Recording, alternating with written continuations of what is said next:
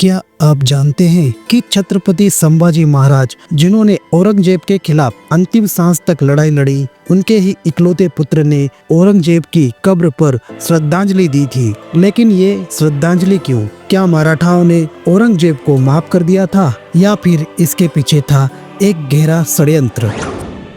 1689 का वो भयानक साल, जब मुगल शासक औरंगजेब ने छत्रपति संभाजी महाराज को 40 दिनों तक अमानवीय यातनाएं दी और फिर उनकी हत्या करवा दी।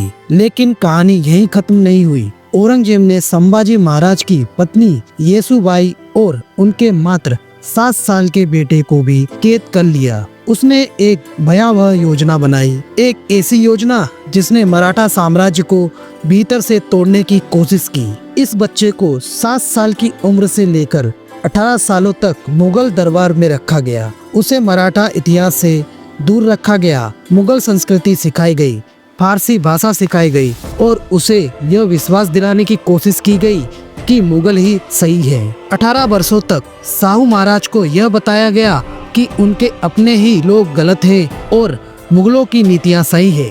साल 1707 औरंगजेब की मृत्यु हो गई, मुगल साम्राज्य बिखरने लगा और तब साहू महाराज को 25 साल की उम्र में रिहा किया गया। लेकिन क्या वे अब भी वही मराठा योद्धा थे जो उनके पूर्वज थे, या फिर 18 साल की कैद ने उन्हें बदल दिया था? मराठा संघर्ष के बीच एक दिन साहू महाराज औरंगजेब की कब्र पर पहुंचे और उन्होंने वहां श्रद्धांजलि दी। यह देखकर पूरा मराठा साम्राज्य स्तब्ध रह गया। ताराबाई, जो राजा राम महाराज की पत्नी थी, उन्होंने साहू महाराज पर गद्दारी का आरोप लगाया। उनका कहना था कि साहू महाराज अब मराठा नहीं बल्कि मुगल राजकुमार बन चुके हैं। A social history of the Deccan की किताब पेज 184। इतिहासकार रिचर्ड ईटन ने अपनी किताब a social history of the Deccan में लिखा है कि ताराबाई ने साहू महाराज को मुगल शिविर में पला हुआ कहकर उन पर भरोसा न करने की सलाह दी थी।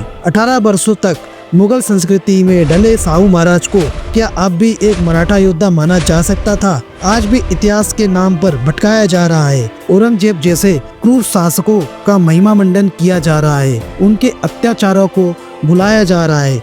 लेकिन हमें यह समझना होगा कि इतिहास सिर्फ याद करने के लिए नहीं बल्कि सीखने के लिए भी होता है। अगर आप भी मानते हैं कि इतिहास से सबक लेना जरूरी है, इस वीडियो को शेयर करें और अपने विचार कमेंट में बताएं।